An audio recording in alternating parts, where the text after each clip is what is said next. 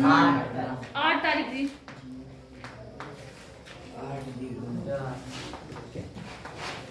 आज आपकी क्लास लगभग 1 महीने बाद चल रही है। पिछले महीने 8 तारीख बारिश के कारण और कुछ किसके कारण, हड़ताल के कारण, ठीक है ना। अब आपकी क्लास लगातार चलेगी, मौसम भी लगभग थोड़ा ठीक ही हो गया है। तो मैंने आपको 8.2 बता दिया था, फिर भी कुछ क्वेश्चन है वो देख लेते हैं हम जो आपको दिक्कत कर रहे हैं। उससे पहले आपको मैंने कहा था कुछ जो विशिष्ट कोण होते हैं उनके मान निकालने आने चाहिए। जैसे 0 का क्या होता है, 30 के लिए क्या होता है, 45, 60, 90 सब बताया था जी। सबको याद है जी। हाथ से करो, चाहे मैंने कहा लिख के कर लो। 3-4 मेथड बताए थे, 3 मेथड बताए थे मैंने आपको जी। तो आप जिससे मर्जी उससे कर सकते हैं, ठीक है ना। फिलहाल आपको याद दिला देती हूँ। पहले हम लोग इस उंगली को 0 बोलते थे जी, इसको 30, इसको 45, इसको 60, इसको 90, है ना। अगर हमें साइन की वैल्यू निकालनी है, किसकी साइन, तो हम किधर गिनते थे, जिधर की साइनियां चलती उधर की उंगलियां गिनते हैं। और अगर हमें कॉस की वैल्यू निकालनी है तो उल्टा। जैसे sin 30 की वैल्यू निकालनी है, पहले ये समझ लो क्योंकि फिर से भूल गए होंगे, मुझे पता है तुमने इतने दिनों में तो कुछ करा नहीं होगा अपने आप। मान लो sin 30 डिग्री की वैल्यू निकालनी, किसकी, तो 30 वाली उंगली कौन सी है, ये वाली है ना।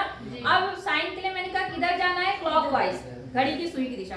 तो इसके बाद कितनी उंगली है, एक। और मैंने कहा सबके नीचे कितना लगाना है, और उसका क्या निकालना है, अंडर रूट। तो 1 का अंडर रूट तो कितना होता है, 1, और 4 का अंडर रूट कितना होता है, 2। समझ गए, याद आया। तो साइन के लिए आपको इधर की उंगलियां गिननी पड़ती है, कॉस के लिए इधर की। और जो tan निकालते हैं, tan के लिए पहले इधर की उंगली गिन लो और फिर इधर वाली उंगली को डिवाइड कर दो आपस में, समझ गए। जैसे मान लो आपको sin 30 की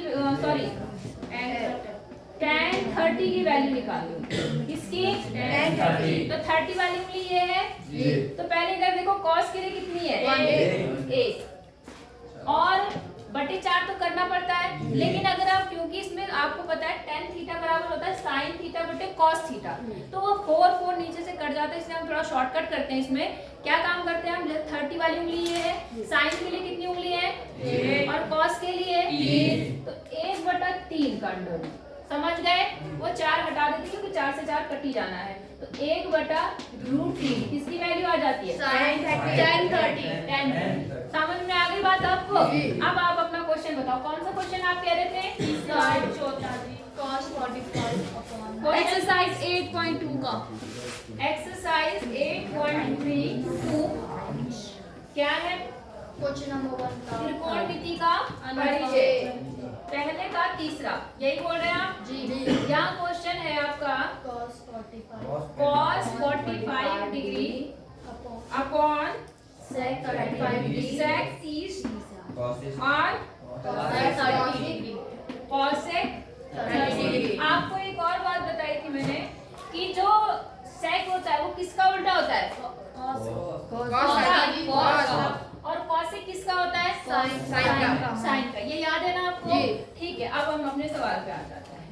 cos 45 के लिए कौन सी उंगली है, बिल्कुल।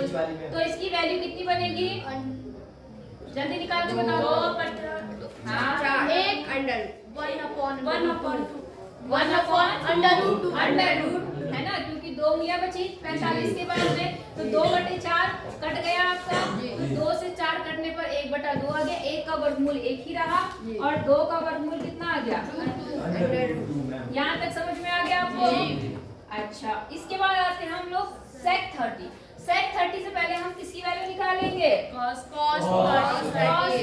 तो cos 30 ये उंगली है, cos के लिए कितनी उंगलियां बची, 3/4 का अंडर रूट, तो 3 अंडर रूट में ऐसे ही रहा, और 4 का अंडर रूट कितना बना, 2। समझ गए।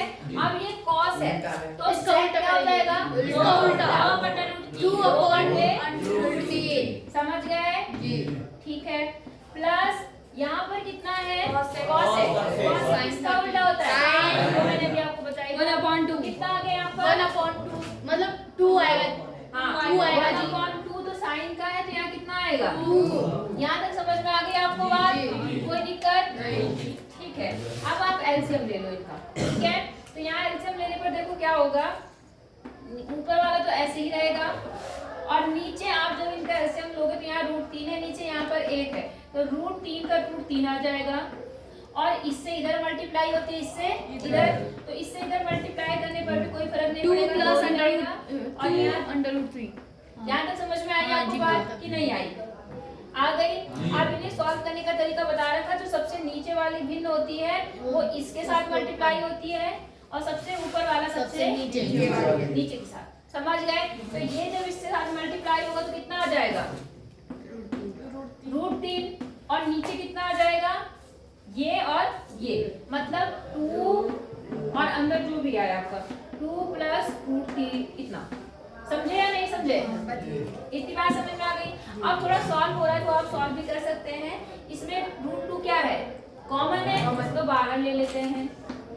√3 और यहाँ कितना हो गया, √2, √2, 2 भी बाहर आ गया यहाँ से, और यहाँ आ गया 1 + √3। बोलो बात समझ में आ गई?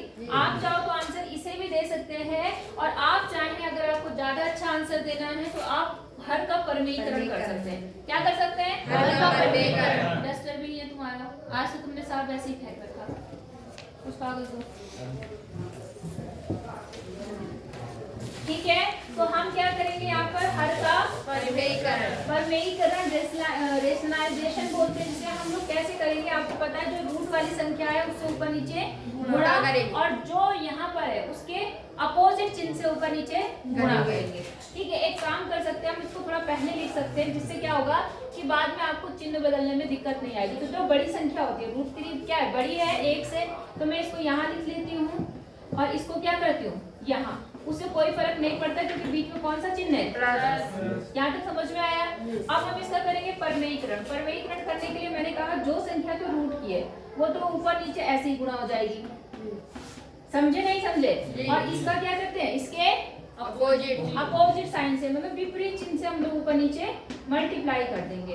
तो इसका विपरीत चिन्ह यहाँ प्लस था तो यहाँ क्या हो गया, माइनस। इतना समझ में आया आपको?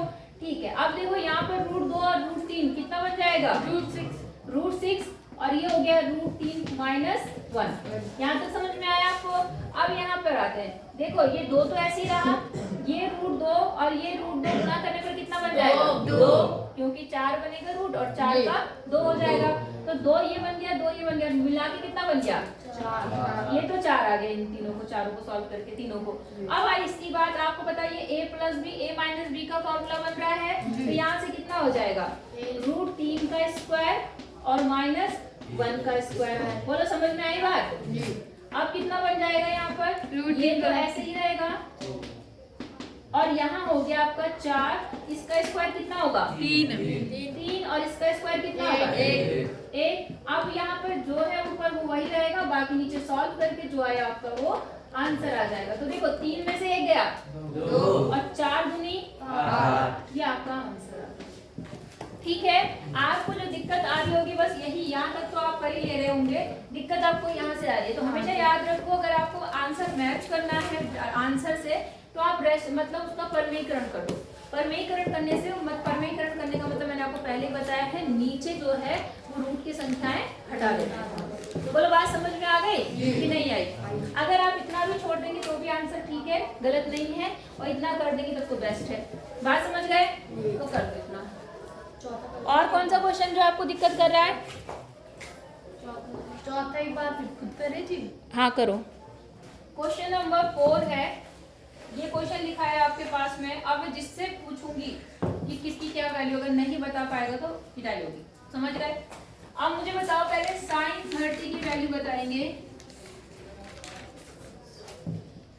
तुम बताओ जय मोहन। sin 30 1/2 1/2 1/2। कोई दिक्कत? 10 45 फटाफट।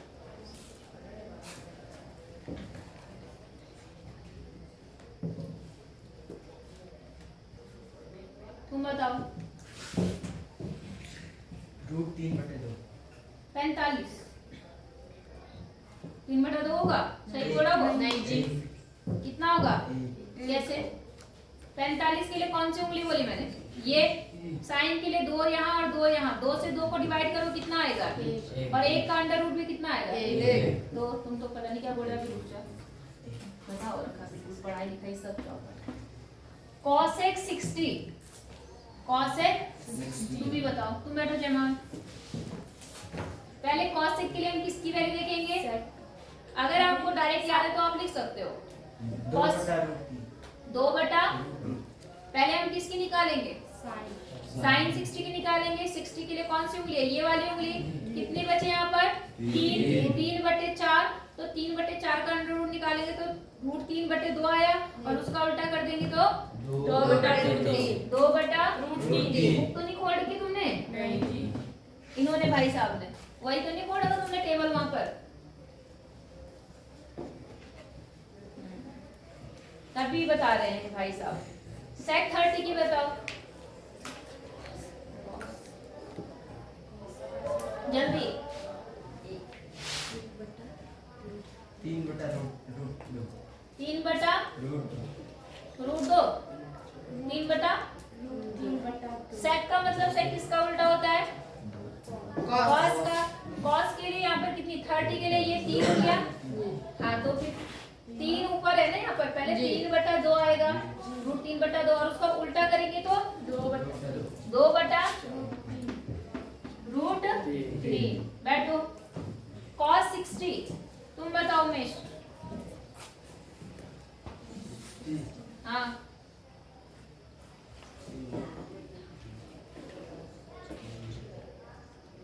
कोई फायदा ही नहीं है पढ़ा लिखाते, सच बता रही हूँ, तुम 1 नंबर के गधे ही हो बिल्कुल, कुछ नहीं करना भाई, बता भी आते ही पहले क्लास में बता दिया। 60 के लिए कौन सी उंगली है, कौन सी, कैसे पता, बीच वाली होती है, अमृत तुम बताओ। जी रूट 3 बटे 2, कौन सी उंगली होती है 60 के लिए, ये वाली होती है, और किसकी वैल्यू निकालनी है, cos, तो रूट 3 बटा 2 कैसे आएगी, cos के लिए ये उंगली हो गई, cos के लिए इधर की उंगलियां लेते हैं कि इधर की लेते हैं, बोलो जल्दी बोलो, किधर की लेते हैं। जब ये छोटी छोटी चीजें याद नहीं रख पा रहे तो क्या याद करोगे तुम, अपने हाथ को सामने रखो और देखो कि कहाँ जाना होता है।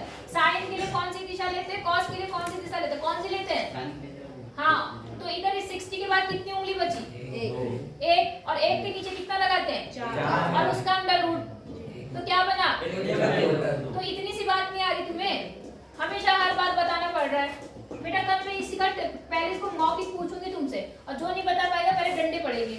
आई बात समझ में, घर से अच्छे से प्रिपेयर होके आना इस चीज के लिए, और डंडा जरूर रखना है यहाँ पर, मारती नहीं हो तो तुम बिल्कुल फायदा उठा रहे।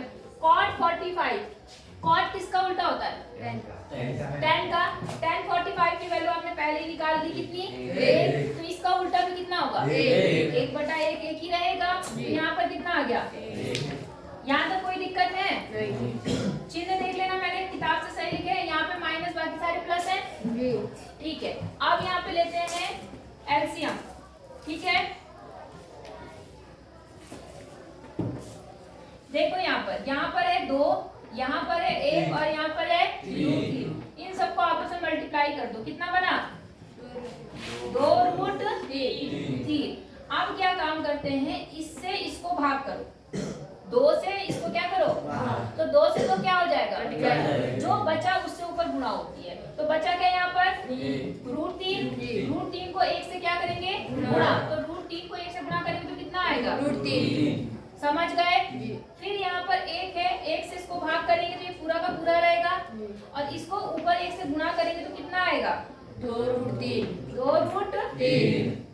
अब यहाँ पर आ जाओ, इससे इसको भाग करो, तो रूट 3 से रूट 3 क्या होगा, क्या बचा, 2 को ऊपर 2 से गुणा करो, कितना आया, -4।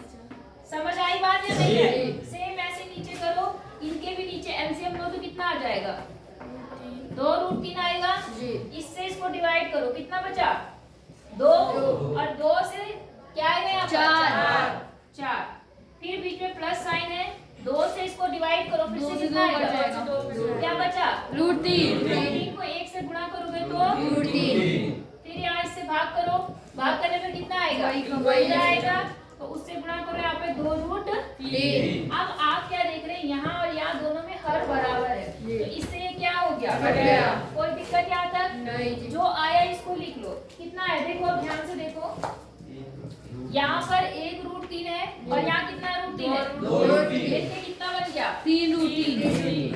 3√3।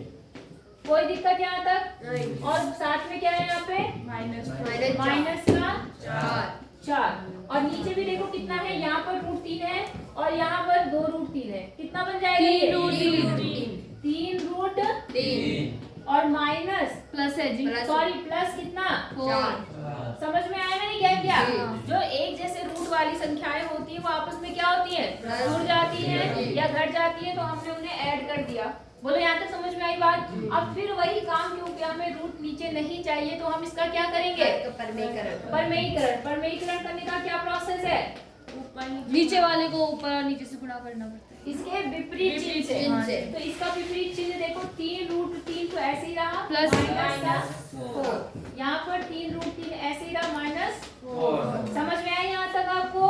अब देखो क्या होगा, इसको इससे मल्टीप्लाई, देखो सेम चीज है, जी। सेम है या नहीं है? है जी। तो यहाँ पे मैं लगा देती हूँ a + b का होल स्क्वायर, समझ गए?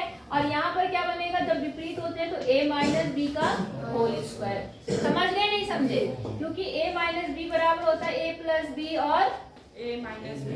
समझ गए नहीं समझे? जी। और इसका क्या होता है, क्या फॉर्मूला बनता है?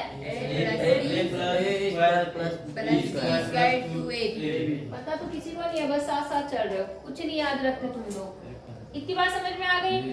ठीक है, तो इसको जब हम करेंगे, ये आपका a है और ये आपका क्या है, b। तो a का स्क्वायर मतलब कितना बन जाएगा, 3√3 का स्क्वायर, अभी मैं ऐसे ही लिख रही हूँ, ठीक है, प्लस b का स्क्वायर मतलब 4 स्क्वायर -2a, a कितना है, 3√2 × 4, समझ गए नहीं समझे? a² + b² -2ab, क्योंकि यहाँ पे माइनस है तो इसलिए हम कौन सा वाला चिन्ह सूत्र लगाएंगे, माइनस। समझ गए नहीं समझे? और नीचे क्या हो जाएगा, 3√3 का स्क्वायर और -4 का स्क्वायर, समझ आ रहा है जी।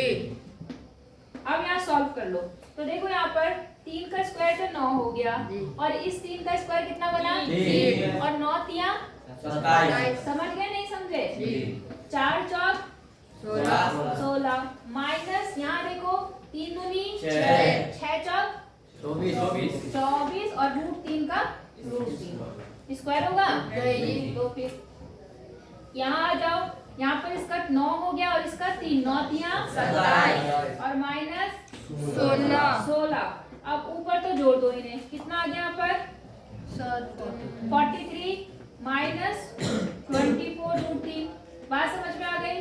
और 27 में से 16 माइनस करेंगे तो कितना आएगा, 11। समझ में आई नहीं आई बात? जी। कोई दिक्कत नहीं जी। इसको मैंने सही ऐड किया फिर तेरा, ठीक है, तो ये आपका क्या हो गया, समझ में आया कि नहीं आया? अब कर लेंगे, तो अब 6th पीरियड में हम दूसरा चैप्टर शुरू करेंगे, चैप्टर मतलब एक्सरसाइज 8.3। यहाँ तक बिल्कुल कंफर्म हो